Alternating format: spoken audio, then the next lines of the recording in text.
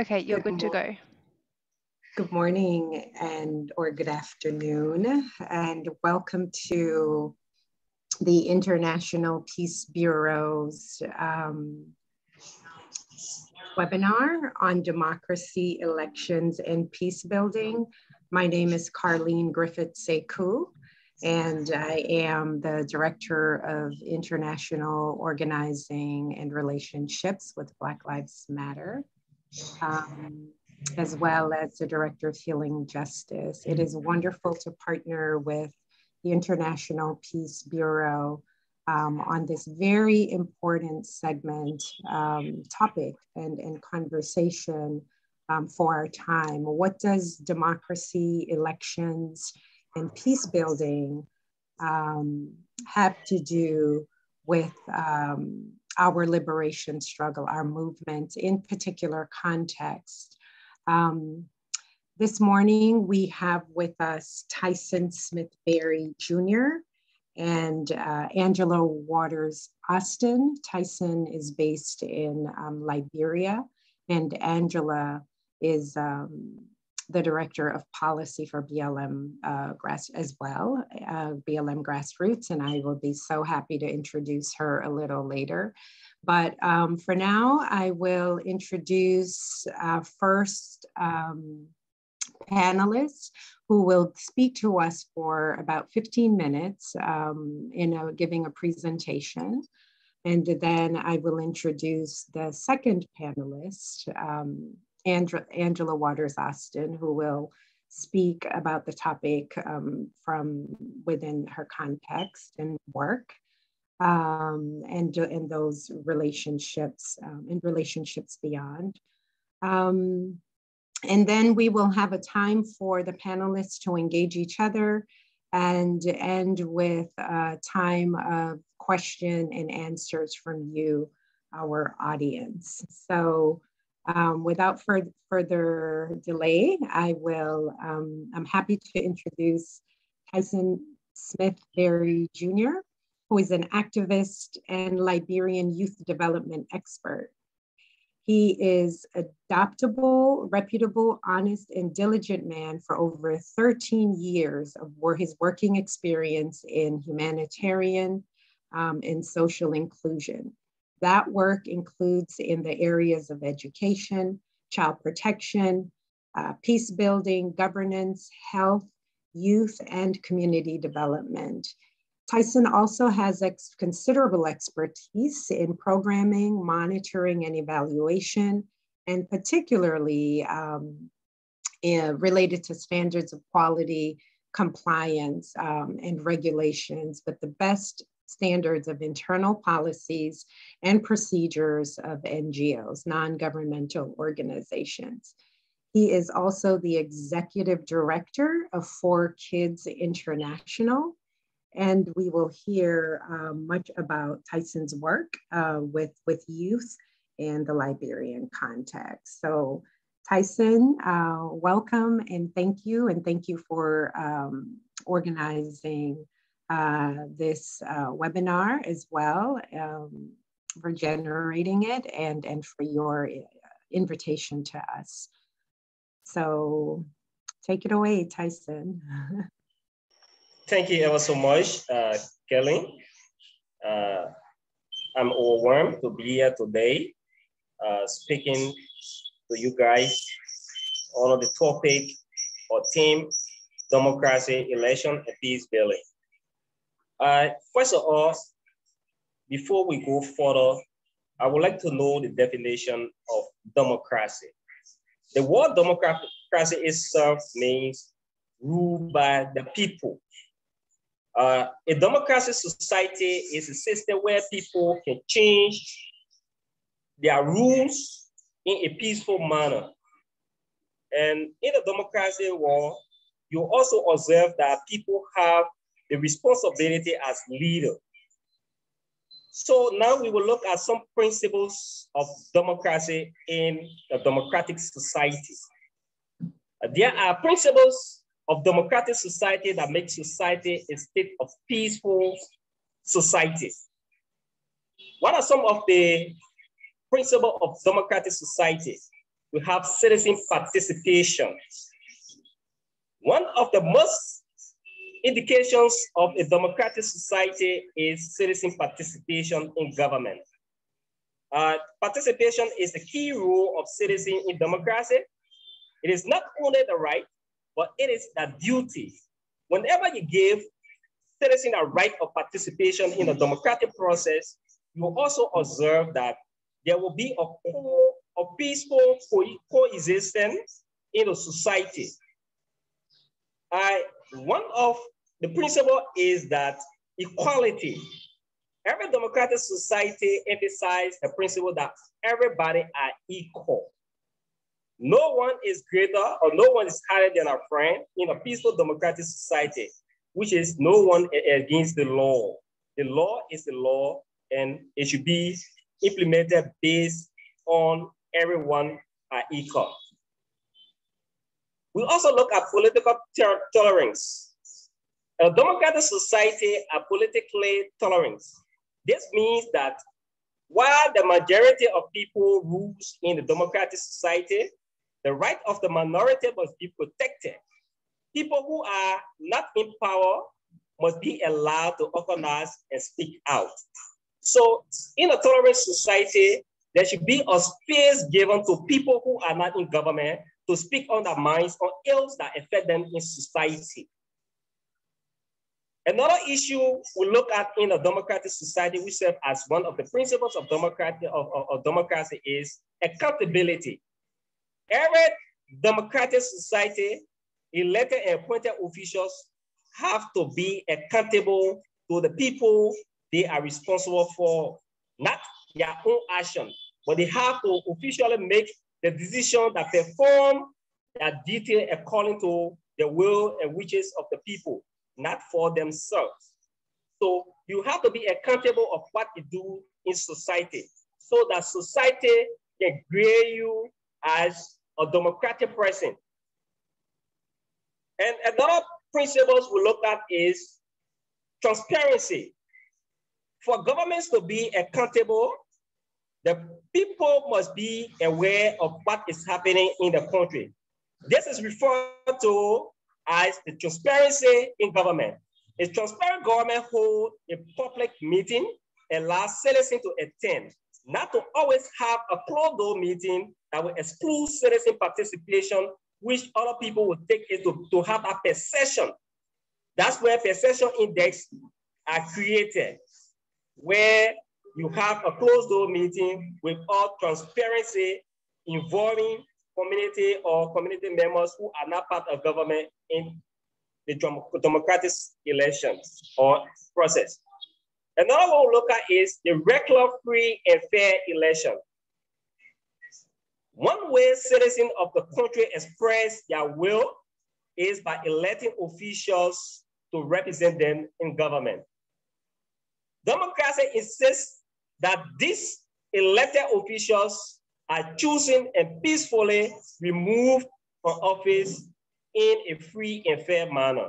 So election is very cardinal in every democratic society. If you conduct an election, the way you handle that election may lead to conflict, but the way you handle that election will have a peaceful society and peaceful election. Because in an election, you also observe that people who are loser always think that there is a cheating or bias within our election. So the way you handle election, it always handle election in a peaceful manner, a transparent manner that people who are loser will embrace and congratulate those who are winner of such election. One of the issues we look at again is the economic freedom. Economic freedom. People in a democracy will have some form of economic freedom. This means that the government allows some private ownership of property and businesses, and that the people are allowed to choose their own work and labor union. In some societies, our case study in Liberia, during the inauguration of our president, George Manawia, during his inaugural speech, he mentioned that Liberians are not going to be spectators of their own economy. There are some arising conflicting information that came out, wherein Liberians are observing and are serving as spectators in the economy. So in this light, there are some economic reform process that is going on, wherein Liberians can regain or retell the story of Liberia through the economic transformation process, where Liberia will own properties, Liberia will own business, and get away with this issue of a Lebanese owning a larger business in our community, Indians owning a larger business community in our society. These are issues that we are raised up for the past time. Another one we think of is a Bill of Rights. Many democratic countries also choose to have a Bill of Rights to protect people against abuse of power. A Bill of Rights is a list of rights and freedom guaranteed to all people in a country. So if there is a right, a Bill of Rights in a country that gives the right to all citizens to have the right of freedom in our own society, this helps to build a very good and vibrant democratic society. One of the issues that we Liberians and people within the African society always face is the issue of human rights. All democratic societies strive to respect and protect the human rights of citizens. Human rights means those values that reflect respect for human lives and human dignity. Democracy emphasizes the value of every human being. So no matter your condition, your race, your color, and that of your cultural or religious background, you have the right as a human in every society. So that right has to be protected to have a peaceful coexistence in every society. One of the issues we as democratic society, we always practice is the issue of multi-party system. In order to have a multi-party system, more than one political party must participate in election and play a role in government. A multi-party system allows for opposition to participate in a political forum, which during the election process, you observe that someone or political party will be victorious as a winner. So that right of ownership of a political party have to be given to every citizen or everybody within a society. The rules of law. In a democratic society, no one is above the law. No one is above the law. That means not even a king or an elected president. This is called the rule of law. It means that everyone must obey the law and be held accountable if they violate it. In our society, in the African society, you will observe that people that are called the king's men, or people that are called our leaders, or people who represent us in government, lawmakers, they violate such rules that contravenes our constitution as a democratic state, which causes a lot of chaos in our society. So in this light, we look at the principle of democracy in our society, and we look at issues of peace building in our society. Now we will look at the issue on peace building. Peace building is the development of constructive personal, group, and political relationship across ethnic, religious, class, national, and racial boundaries. It aims to resolve injustice in non-violent ways and to transform the structural condition that generate daily conflict.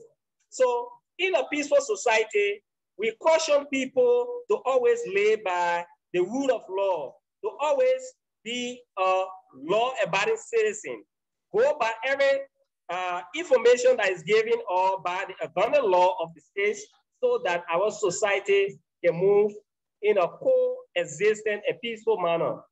And in a a peaceful society will observe that building peace includes early warning and response effort, violent prevention, advocacy work, citizen and military peacekeeping, military interventions, humanitarian assistance, ceasefire agreement, abolition of armed trade, and the establishment of peaceful zones. So these are some elements that enhance a peaceful community, that transform the community from bad to good.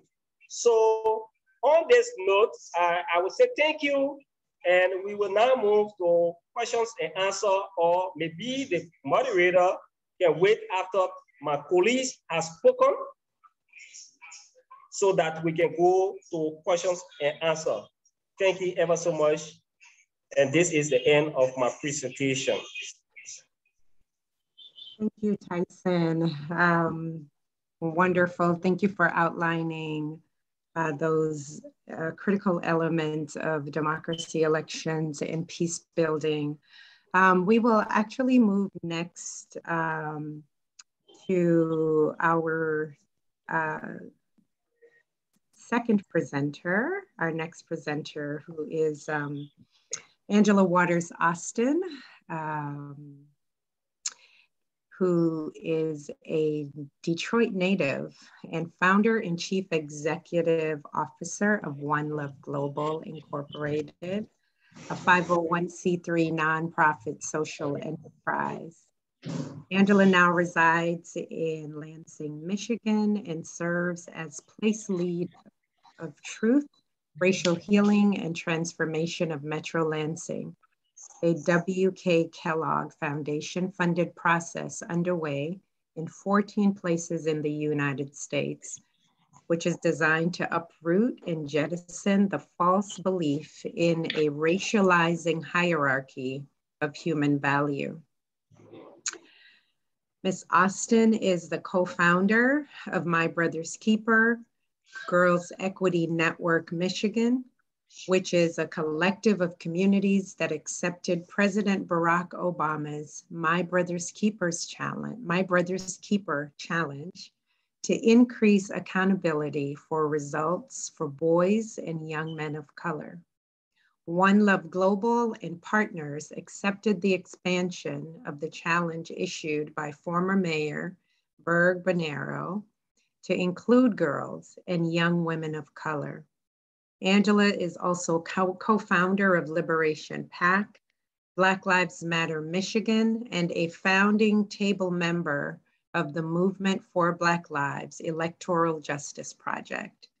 Angela is the host of the Equity Equals radio show on www.michiganbusinessnetwork.com, and a 1990 graduate of University of Michigan in Ann Arbor, having earned a Bachelor's of Arts in Communication with a concentration in business law. To learn more about One Love Global Incorporated, you may visit www.oneloveglobal.org and www.liberationpac.org. It is really a pleasure to welcome my comrade and colleague and sister, Angela Waters Austin. We are excited to hear you now. Thank you, Angela. Good morning, and thank you, Carlene, and thank you, Tyson, Mr. Berry, for your presentation and talking us through what democracy can and should look like. As I was listening, I was just reflecting on whether or not democracy in its purest definition and lived reality and experience exists anywhere. Has any nation, any country, any community, because the democracy, we talk about it in the terms of government, but how does democracy actually show up in the organizations that we work at, the institutions we may study at? Do we actually value democratic processes, even in our own homes, in our families? How are decisions made? We can think about democracy in the micro sense, and democracy in the macro sense, in the international context. And just reflecting on some of what I heard from Mr. Berry is how important accountability and rule of law is, and that's really resonating with me right now. As we think about where the United States is. So we are talking about democracy in the international context as an ideal, but what does it actually look like? That multi-party system. In the United States, we have multiple parties, but honestly, there's two dominant parties. And having a bipartisan country that drives what government looks like, what democracy looks like, how democracy is defined, and how elections are held and honored. All of those things ultimately come back to accountability and your emphasis, Tyson, on the rule of law. We hear the rule of law a lot, probably not much, more in the last several years than probably ever in my lifetime. So what does it mean when those who are charged and elected with upholding the rule of law are actually those who circumvent the law and who ultimately are working against democratic principles and ideals? America certainly has a Bill of Rights. We have a constitution that has required amendment to give people voting rights. Everyone in America did not, by virtue of being human, receive voting rights. Voting rights were restricted to white male landowners. So women had to be granted the right to vote. Black and brown people had to be granted the right to vote. These things are not absolute. And we have to remember that the United States Constitution had to be amended because people that look like me and my ancestors were considered 3/5 of a human being. So if your government, if what is actually written into law says that you are less than human, are you actually violating the rule of law to treat someone as less than human? So we have actually had to continue to refine our laws, to amend our laws, to write new laws that are more just, that are more fair, that actually ensure that people not only have the right to vote, but the right to exercise the right to vote. There are far too many people who have been murdered, who have been lynched, because even when they were granted the right to vote, they actually were violently suppressed from exercising that vote. So right now we're at a point in the United States where democracy is not a given in the way that it used to be. So there's some really important issues and urgency around democracy and what democracy means. And are we actually moving closer to the vision of democracy that Tyson has laid out for us? Or are we actually moving towards a more authoritarian form of government? And this is not just America. If we look at the planet, if we look at the world that we live in, are more countries moving towards a more democratic government that is fair, that is transparent, that actually is multi-party? Or are we moving more towards an authoritarian type of government where people, where media is restricted, where information is restricted, where who can run and hold office is restricted?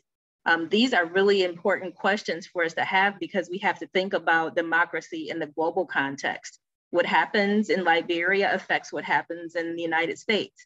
What happens in the United States affects what happens in Liberia. So I'm really grateful to be a part of this conversation. And I'm going to share a presentation that gets into the work that we do in Black Lives Matter. I am here in Michigan, in a state that has experienced quite a bit of turmoil between COVID and elections and the global uprising against white supremacy. Michigan is an interesting place. I live in a open carry stand your ground state.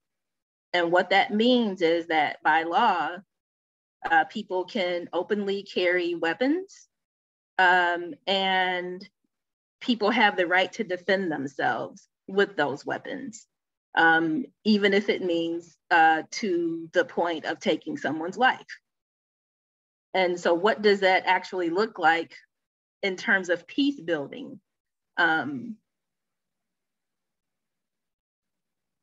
If our goal is to have peaceful transitions of power, even when your voice or your perspective, when your party is not the party that is in power, there are checks and balances in our government system that are designed to ensure a peaceful transition of power.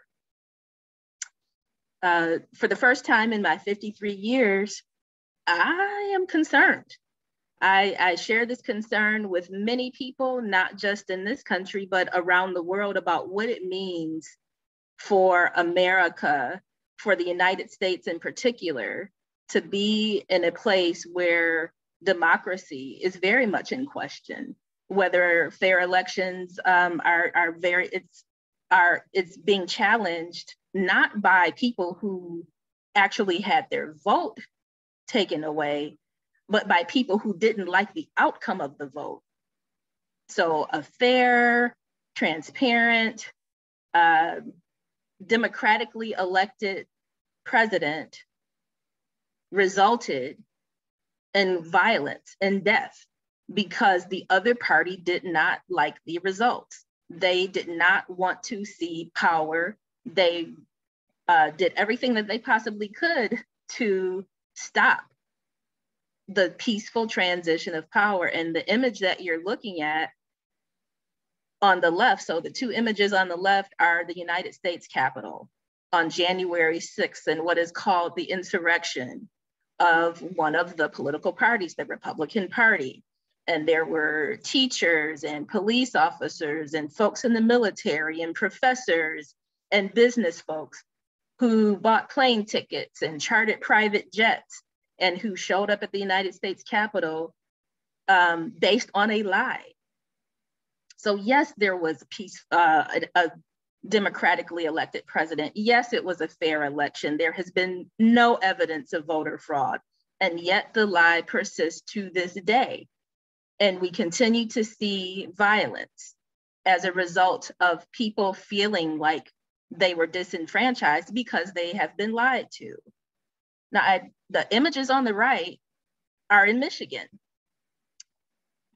So in 2020, we saw at the Michigan State Capitol, and these, like I said, this is an open carry state. So when folks stormed the Michigan Capitol, they were actually armed. And you see folks yelling in the face of police officers. So Michigan in April 2020 was a dress rehearsal for what we actually saw in the Capitol, at the US Capitol. And my concern, and the concern of many, is that this is being normalized. Violence showing up at our capitals, at our government buildings, the disruption of government process when people don't agree with the decisions that are being made. So it is the absence of peace, it is the use of violence that is actually disrupting democratic process. So I want to talk about electoral justice, because this is the way that we think about how we move towards a more democratic society. and that the concept of electoral justice is not just enforcing the legal framework to ensure that there's a free, fair, and genuine election. We did that. So we have free, fair, and genuine elections. But what we actually have to do is to go further. And electoral justice says that it's not just having the election, it's all about the design, it's the conduct, it's about where people can vote, how people can vote. Are we making it easier for people to vote their voice and to actually elect people to represent them?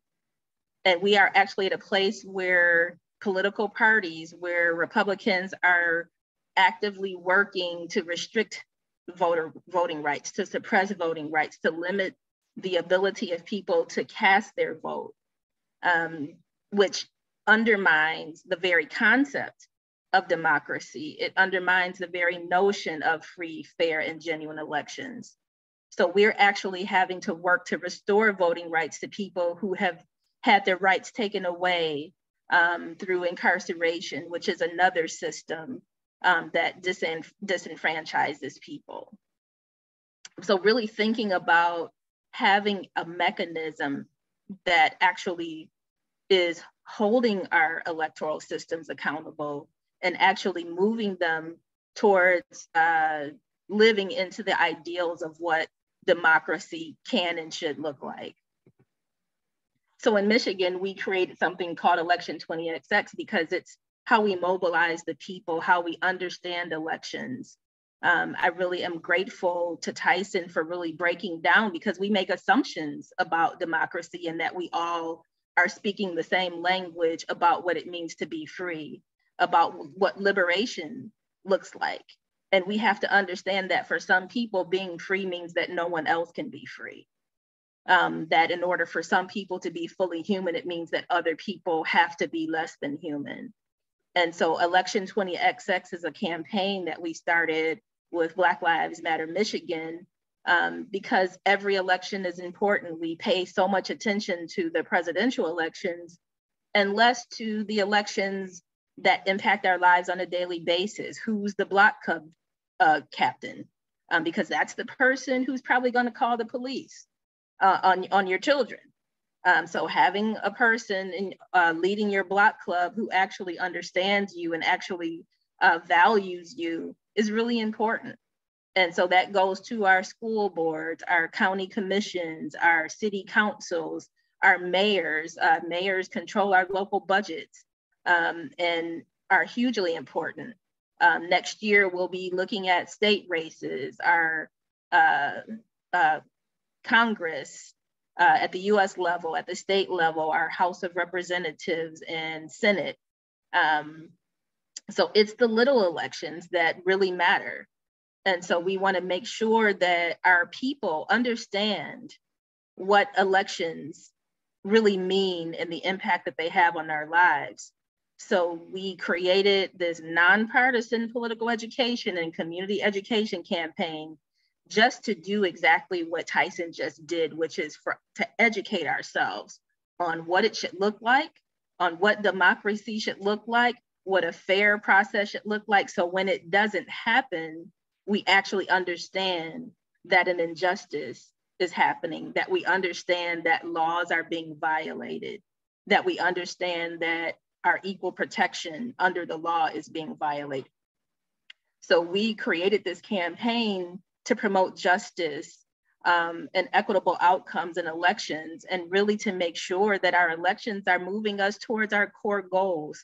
It's not just enough to vote, but what are we voting for? And we're voting to end the war on Black people and increasing investments in our Black community. As Tyson said, economics, the economic justice component is really important. If people actually can't thrive, if they can't get what they need, if our communities are unsafe, then we actually have work to do.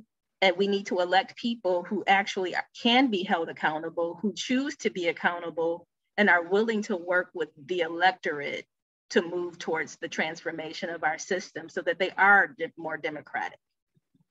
And so these are just a few examples of the kind of information that has been created out of this campaign. And we worked with a group of students at Michigan State University. We actually worked with a professor to create an Election 20XX course. And the students in that course created these tools. They created a toolkit.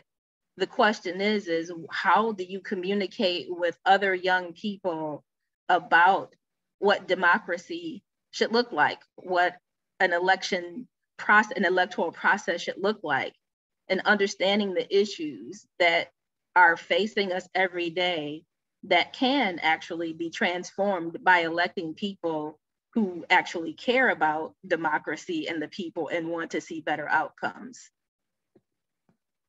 Again, more of just helping people understand how it all works. It is intentionally confusing. It is intentionally convoluted. The voting process becomes more and more complex by design to confuse voters, to discourage people from turning out to the polls. And so we are working to change laws to make it easier for people to vote. To be able to register to vote online is something that is new in Michigan. To be able to vote absentee, that anybody can mail in a paper ballot, is one of the issues that the Republican Party is actively contesting right now, because they believe that if more people vote, they will not vote for Republicans. So what that means then is that if you actually suppress the vote, then you are fearful that you are no longer going to be able to get into power through a fair election process. That's really important. That is really important because there is one of the two dominant parties in the United States right now who is working to suppress votes because they no longer believe that they can win through a fair process.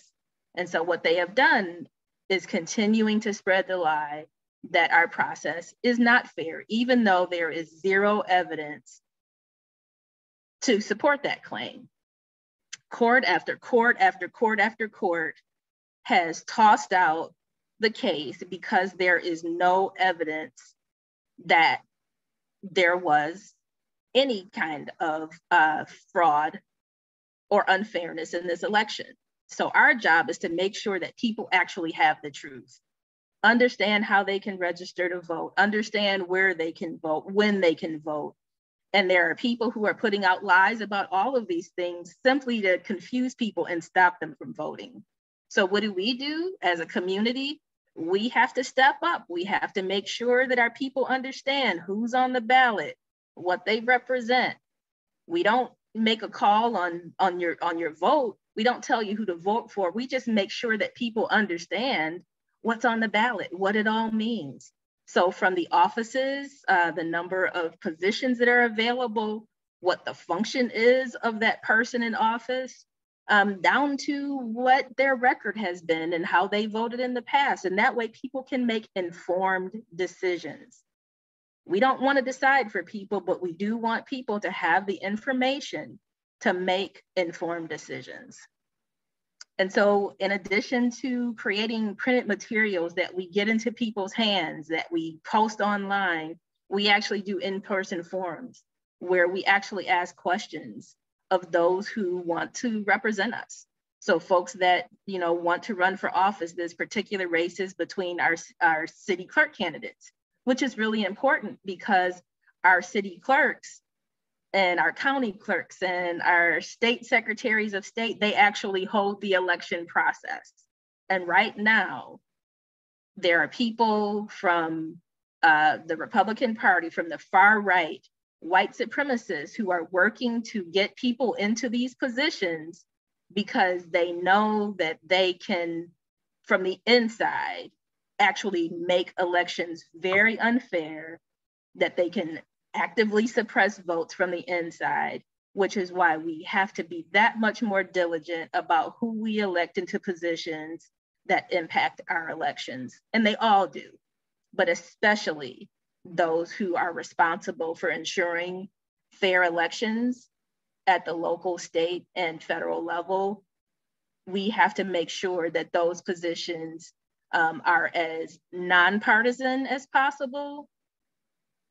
Bipartisan as possible is probably more likely.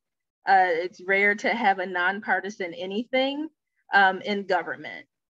So what we want is to elect people who represent all of the people, who understand that when they are elected into office, even though they may have received votes from a party, once you're elected, you represent everyone. And so we work with our youth to understand the voting process, how elections work, the history of what it actually took for Black people in America to get the vote. This is relatively new history. Black people have got the vote in my parents' lifetime. So when my mom was born, she wasn't born into a United States where she had the right to vote.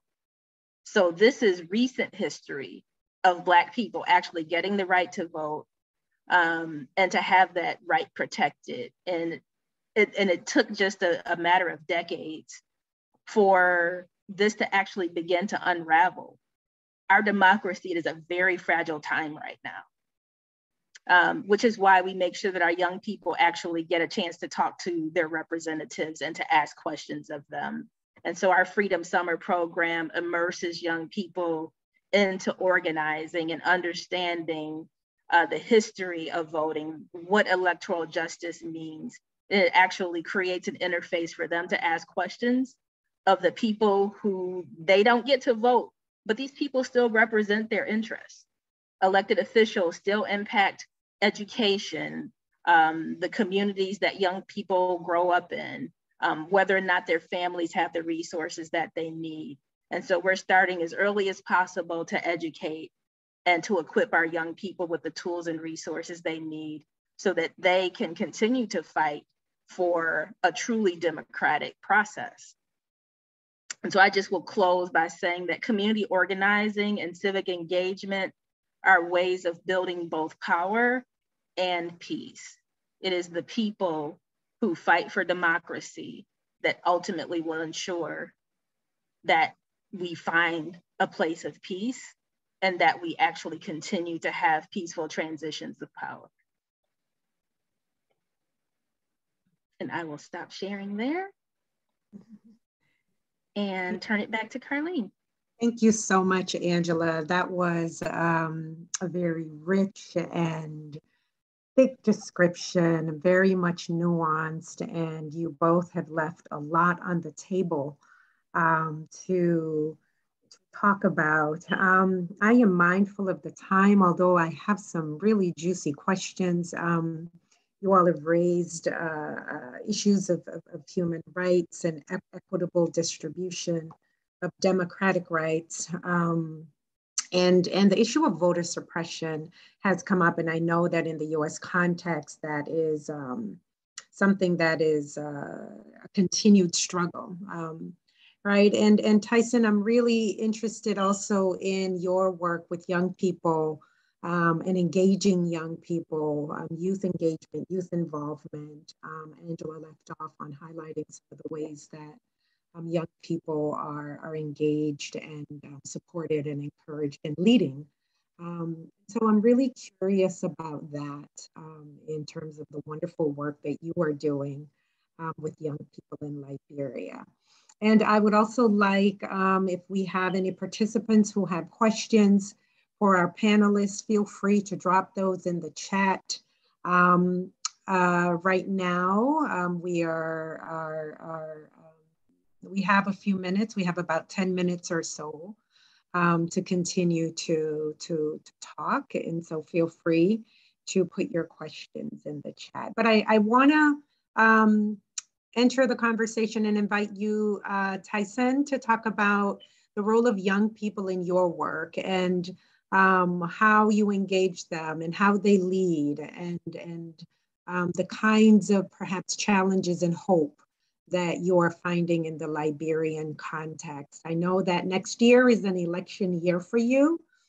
And so yes, if those feel good to you, feel free to say what you will about those things. Yes, thank you, Colin. My work with young people in Liberia, we have done well. We have a lot of community engagement, youth empowerment programs. How our work look like in our society in Liberia? Focus work. First of all, we go into the community, we select community leaders who serve as coach for our programs. Then we go for the school aspect. We select teachers who serve as leader that implements our program to the school. Because we have a lot of youth club and peace club established in various schools of interventions in Liberia, to be specific. In the Peacebuilding belt, Barcelona County, we work with almost 40 schools. We have peace clubs in 40 schools established. Those peace clubs discuss issues surrounding peace. You know, in schools, you observe that most of our students raise some conflicting issues. So every time going to the administration to handle such issue, we thought it wise to establish the peace club that will handle such conflicting information to solve it a cohesive way so that it can escalate or go to the principal. If the youth club cannot handle such situation, they pass it over to a leader of that particular youth club that is trained by Focus International. So if the leader of the youth club cannot handle before going to the leadership of the administration. But all of our work, we try to solve problems peacefully that everyone is a winner. No one is a loser. So this is how we work within our community. We train leaders to become a coach.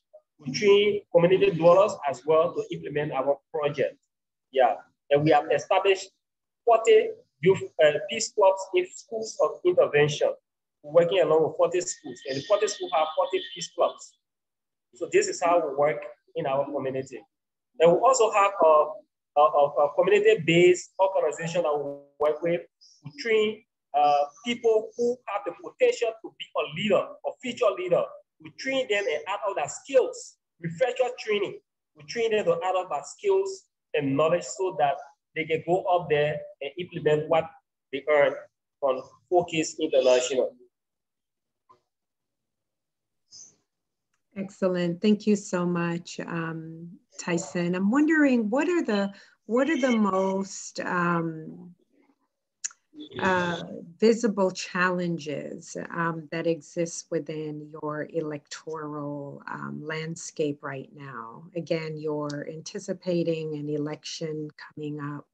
I'm curious to know, Angela has talked about, you know, that democracy is not equal or presumed for everyone in our landscape, and all the more it is defied by certain groups, right? We saw the events of January 6th.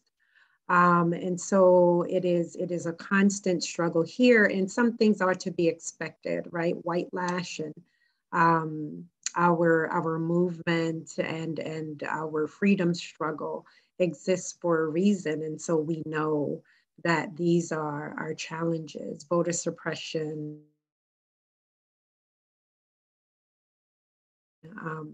potential threats to participation and access, right? And so the contexts are different. And so I am wondering what, from your work, from your context, what are the most challenging aspects of your terrain when it comes to electoral politics?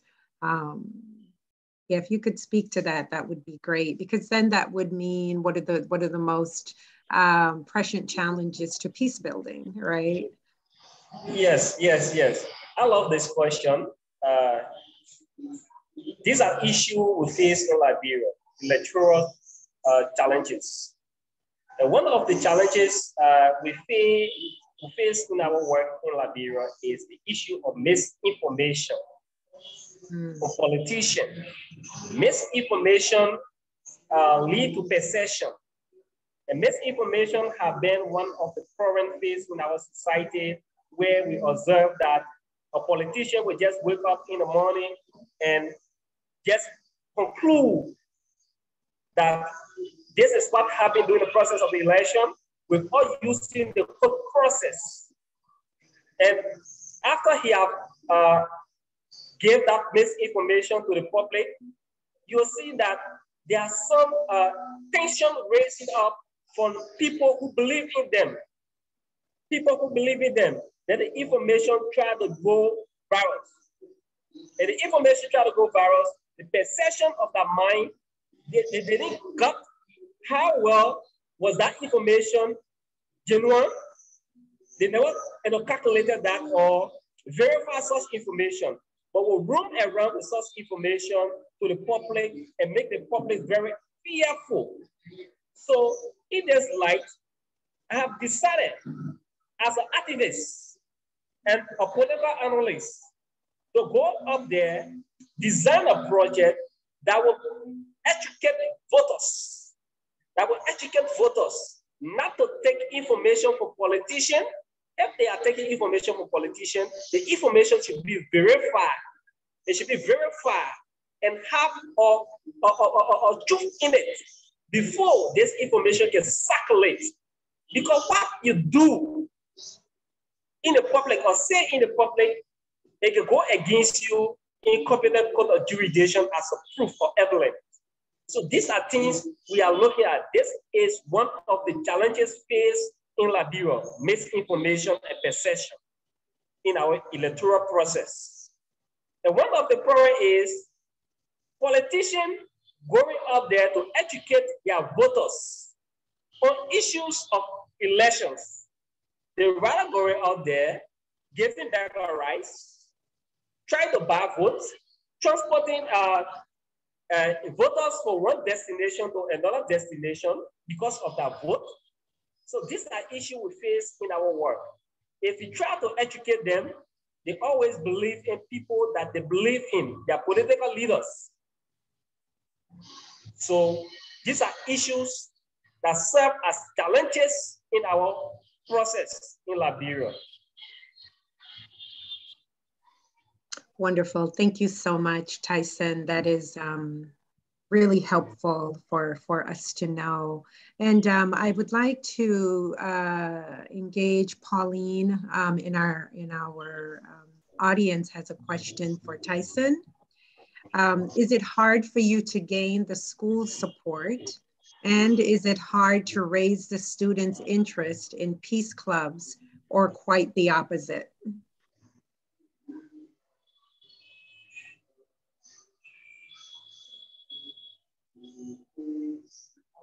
Tyson, did you hear the question? No, you gotta repeat. Oh, sure. Is it hard? A question from Pauline in our one of our participants. Is it hard for you to gain the school's support? And is it hard to raise the students' interest in peace clubs, or is it quite the opposite? First of all, before we engage schools or establish a peace club within a school, we have to do the stakeholder engagement. We have to engage the administration or the administrator of the school. We all learn our project while we are establishing such peace club within your institution. It is the institution responsibility to gain interest or the lost interest that they don't want our project. But convincingly, we convince them that this project helps to alleviate some crises that arise on campus here. We help you to control the behavior pattern of our students on campus, of your students on campus. So with that, they gain interest. And the students also gain interest because there are some life-changing stories that we get from our plots, from our peace plots. We will observe that some children will give their success story before 4K's involvement with us in this institution. We have such behavior pattern, but with the constant engagement of 4Ks into this institution. Now we have get this sense of understanding that conflict exists. We have get this understanding that we have known what causes conflict. We have understand how to handle conflict so that it can escalate. So these are some success stories we get from our project in schools and that of community or intervention. So their interests are wider interest. They are highly interested into our project, and they have told us to extend our program to other sister schools so that that behavior pattern can change from bad to good. Thank you, Tyson, and thank you, Pauline, for your question. Angela, do you want to speak a little bit about how you get all these wonderful young people engaged in your work there in Michigan? Well, similar to Tyson, it's through an engagement process. We reach out to the youth, and the youth reach out to one another. We're in several iterations, and our program is called the Peace and Prosperity Youth Action Movement. And so it is youth-led. They ask adults to support them. We help them find money. We help them find spaces to do their work and to give them a platform so that their voices are being heard. So it's very much youth-driven. And when youth see other young people who are learning about leadership, who take it seriously, who care about their communities, they get far more excited about seeing someone their age who is doing really good things, as Tyson said, you know, from bad to good. That gets them more excited than if I go and give a presentation. But I do those presentations for the parents because we want the parents to buy in. We educate our teachers so the teachers have the buy-in. And right now we're in collaboration with our new superintendent to envision what it looks like to bring programs into the schools. I love the model of peace clubs in schools, and Tyson want to learn more about how you do that. And we want these leadership opportunities to be available to all students. Honestly, I think it should be a part of our curriculum, but until then, we'll just keep working to build school and community partnerships. Excellent, thank you both. And I think speaking about young people and the hope and promise of youth leaders engaged intergenerationally with the right support and respecting what they bring to the table. We learn intergenerationally, and that is hopeful. As we often say in our movements, you know, we're going to be okay with the young people that we see right raising up, that we're going to be okay. And I'm certain that the same is true as you both have indicated for your youth in Liberia as well, Tyson. We only have a few minutes. We started just about 5 minutes or so after the hour, and our time is winding down. I do want to give each of you an opportunity to offer a closing statement, remarks, as well. If you have a call to action, that would also be appropriate for this time as we go out. I want to remind our participants, and again, thank you for your participation. This webinar is being recorded, and it will be available on the International Peace Bureau's website as well. We will upload it to the Black Lives Matter website, which is www.blacklivesmatter.com. And I will come back and give you the information for how you can find it on the IPB website as well, just to make sure you know how to access it. So I would like to begin by asking Angela your final remarks and or call to action for us. Thank you, Carlene. I first just want to thank Tyson for inviting me to be a part of this conversation and for sharing everything that you shared today. I am going to be watching Liberian elections unfold over the next year. And my call to action is really an invitation. One of my charges as Director of Policy is to actually organize, with Carlene's support, an international youth summit. That won't be the name of it because we want youth to actually want to participate in it, but we'll call it that as adults because we speak that language of summits. But what would it look like for our young people to come together and to actually track our elections in 2022 and to have some youth perspective about what they're observing and what they're experiencing through that process. So I just really encourage folks to get involved in supporting young people who really are the vanguards of what democracy is going to look like. Excellent, thank you. And Tyson, I would love to give you the last word, remarking and remarks and call to action. First of all, I would like to appreciate Angela, Kelly, and the Black Lives Matters family, and that of the IPB for affording me the opportunity and supporting the cause of hosting such webinar.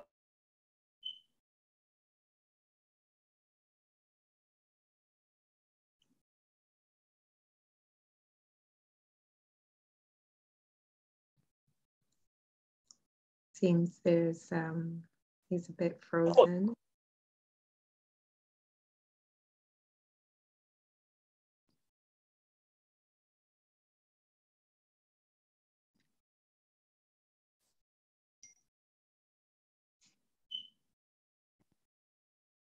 Seems our technology, there is some interference here as Tyson was giving his final remarks. And hopefully he will come back or be able to rejoin us as we close out. I would like to thank the International Peace Bureau for hosting this wonderful, wonderful webinar. Certainly the beginning of many opportunities and conversations across borders. And also Stephanie Verlon, thank you so much for pulling us together and for all of your wonderful work in hosting us. We are very grateful and we are very excited about BLM's partnership with the IPB, continued partnership. I will also say that this webinar was to happen at the International World Congress that IPB hosted last month now? Last month in Barcelona. And we managed to make sure that we created this platform. Stephanie, IPB, managed to make sure that Tyson had the opportunity and Angela had the opportunity to bring our organizations together so that we can hear about the wonderful work that is happening. Angela, thank you so much. It's been a delight to listen and to learn continuously from you. And so with that, I am sure Tyson would agree. We offer you gratitude and best wishes to you and your loved ones during this holiday season and all year around. Thank you, everyone. Take care.